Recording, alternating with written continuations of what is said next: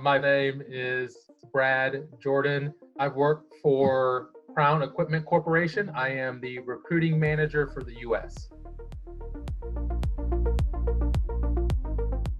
In today's economic situation, there's a great need for certain products. If you go to your local grocery store, anytime over the last 7 weeks, you probably see a shortage in some areas. We know that on the backside of that, the distribution centers are doing everything they can to get that product to the community.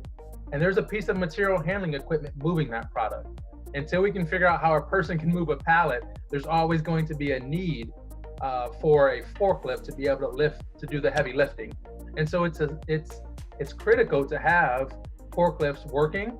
If we don't have mechanics to work on those forklifts, to do preventative maintenance on those forklifts, they don't move. When the forklifts don't move, the products sit. And then the community is impacted because then there can be a shortage. Over the last several years, there's been a shortage of mechanics, in automotive, diesel, also for material and other skilled trades. I foresee that will continue. I know we still have many retirements that are going to occur over the next 10 or 15 years throughout all of those industries I've mentioned. So there's still going to be a great demand for skilled trades, specifically for mechanics. And really it's for all of the different industries, automotive, diesel, aviation, ag, and specifically to material handling. We are going to need more technicians. For technicians, they can come in as an entry-level technician, work their way into what we call a lead technician. So they're overseeing a few other technicians, assisting them, coaching them. Then they can move into a field service manager role. From a field service manager, they can move into a service manager role, branch manager role. And within Crown, there are several directors and vice presidents that started off mechanics on forklifts. So there's a great incentive, great opportunity to advance within Crown. And I would encourage students, whether they decide to come to Crown or if they're looking for another employer, to ask about the advancement opportunities. First of all, we obviously need someone with mechanical background. That's step one, and that should not be an issue, because if they're attending UTI, I'm assuming that they attended because they want to be a mechanic and they've been a mechanic in the past, and they want to fine-tune those skills and take their career to the next level. And that's what UTI will offer them. So I think the mechanical skills are critical. In today's economy, I think having the electrical skill set is also very important. For Crown, we are heavy on the electric forklift side. And so it's very important that students, technicians, have an electrical background, but then they also understand, working with a computer and that interface.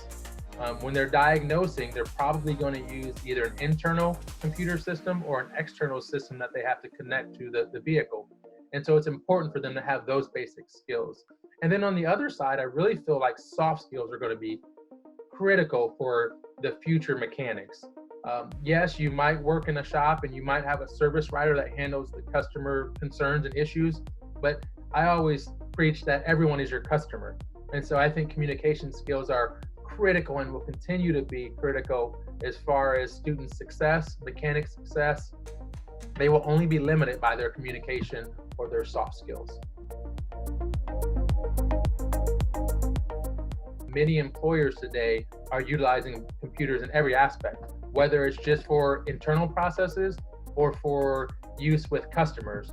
So I think by attending a school like UTI, that technician is getting the best of both worlds. They're getting the hands-on experience in their labs where they're able to work on the vehicle, fine-tune and enhance their mechanical and electrical side. But now they're also getting more of the computer side. So some of your basic information, even if it's just turning on a computer, using Word, using Excel, that information is going to help that student become more successful later in their career. UTI has been a partner with Crown for 3 or 4 decades. And so this partnership runs very deep. And And we've hired UTI students all over the United States. UTI is setting the students up for success by already engaging the employers, connecting them with the students. And so that's why we continue to recruit from UTI, because they really focus on the student, and not just focus on the student while they're there, but focus on their success for their future. I encourage students to both do mock interviews face-to-face and start to do virtual mock interviews. Again, it will set them apart from those who are not preparing. The resume review is key. I also believe for students, engage with employers that are on campus. There are several networking events, there are several career fairs, there are employer spotlight, there are always employers around. Engage. Attendance is key. We are asking students to show up. Our concern as employers, if the student is not showing up for class, will they show up for work? So attendance is key. It's very important. And then also GPA. And we understand that not everyone's a great test taker. We get that. But we are asking students to try their hardest, and that GPA is one of those factors that we look at. All of our technicians go through a minimum of 40 hours of training each annually to ensure that they're up to date on all the products that are in their area of responsibility, and as well as any new innovations. When there is a new product that comes out, or there is a new innovation or a new gadget that we have on our forklift, we ensure that all technicians have been trained on that product. And that's what I would encourage students, is look for an organization or a company that's going to offer you continuous training.